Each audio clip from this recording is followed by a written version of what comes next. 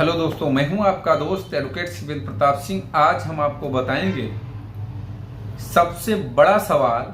कि क्या कोई भी महिला, कोई भी लड़की, कोई भी पीड़िता आपके पास या आपके ऊपर एक बार एफआईआर दर्ज करा दे तो क्या वह दूसरी बार भी एफआईआर दर्ज करा सकती है। यानी कि कहने का मतलब एक ही लड़की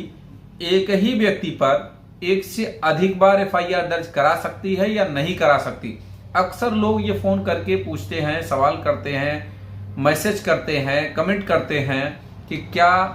एक ही व्यक्ति पर बार बार 376 अर्थात वर्तमान समय में धारा 64 की एफआईआर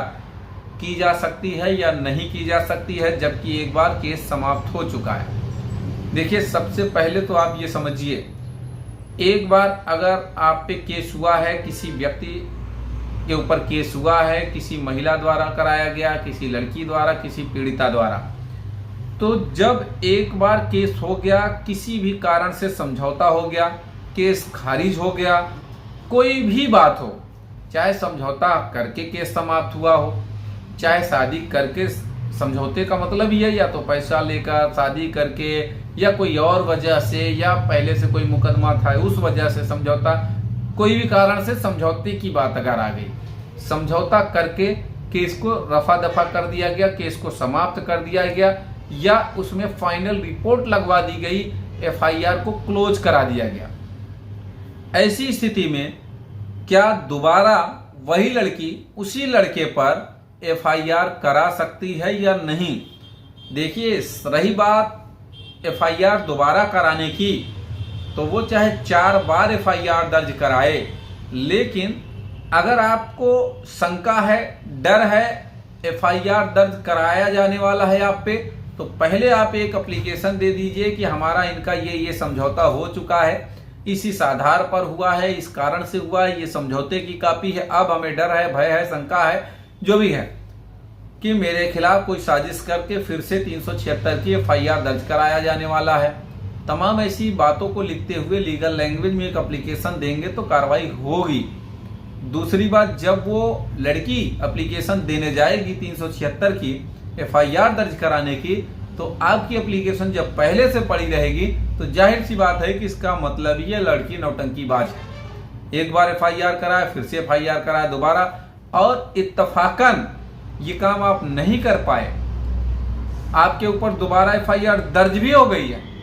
तो गारंटी है आपकी एफआईआर हाई कोर्ट से क्वैश हो जाएगी, इसमें कोई दो राय नहीं। अब जो पहले एफआईआर हुई थी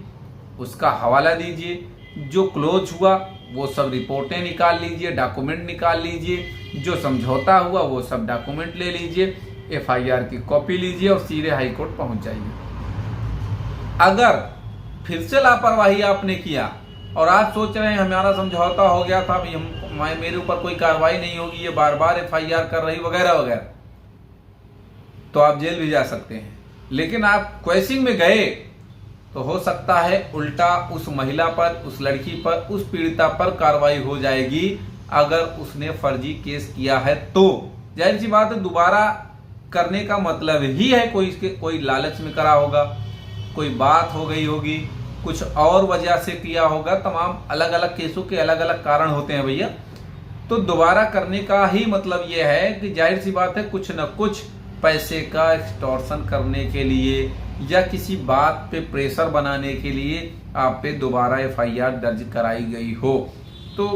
अगर आप हाई कोर्ट जाते हैं तो न जेल जाना पड़ेगा, क्वैश तो हो ही जाएगी, क्योंकि एक बार नहीं दोबारा आपके ऊपर वही एफआईआर हुई है। तो जो दोबारा वाले परेशान हैं, हैरान हैं कि मेरे खिलाफ वही लड़की द्वारा दोबारा एफआईआर दर्ज कराया जा रहा है। एक बात और मैं आपको बता दूं, कुछ लोग यह भी कहते हैं कि इस लड़की का यही काम है, उनके ऊपर केस करना, दूसरे पे करना, तीसरे पे। इसके लिए कई लोगों के पास तो एविडेंस भी होता है कि मेरे ऊपर केस करने से पहले इसने दूसरे पर भी 376 का केस कराया है और मेरे ऊपर केस करने के बाद भी इसने दूसरे व्यक्ति पर एफआईआर कराया है। यानी कि कुल मिलाकर ये आदतन मजबूर है, ये पीड़िता या ये महिला, ये लड़की, ये औरत 376 का केस करने पर हमेशा तैयार रहती है, आमादा रहती है।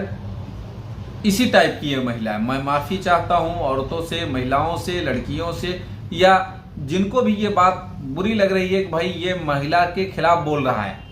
तो भैया मैं माफ़ी चाहता हूँ, लेकिन सही बात है। हमने कई ऐसे भी मामले देखे हैं कि वास्तव में एक ही व्यक्ति पर कई बार एफआईआर दर्ज करी जाती है, या ऐसे भी मामले देखे हैं जो कई लोगों पर एक ही महिला द्वारा एफआईआर दर्ज कराया जाता है। तो कहने का मतलब आपके साथ एक व्यक्ति द्वारा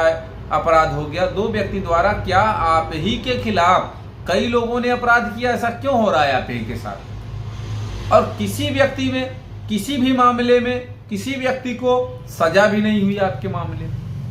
कहीं समझौता हो गया, कहीं वो बरी हो गया, तो इसका क्या मतलब समझा जाए? तो अगर इस तरह से आप भी हैरान हैं, परेशान हैं, कोई सवाल शेष रह गया है, तो स्क्रीन पर चल रहे नंबर पर फोन करके जानकारी ले सकते हैं। तो उम्मीद करता हूं, आशा करता हूं आज का यह वीडियो आपको बेहद पसंद आया होगा। अगर वीडियो पसंद आए तो वीडियो को लाइक करें, शेयर करें। यूट्यूब चैनल SP 72 कानून प्रयागराज को जरूर सब्सक्राइब करें।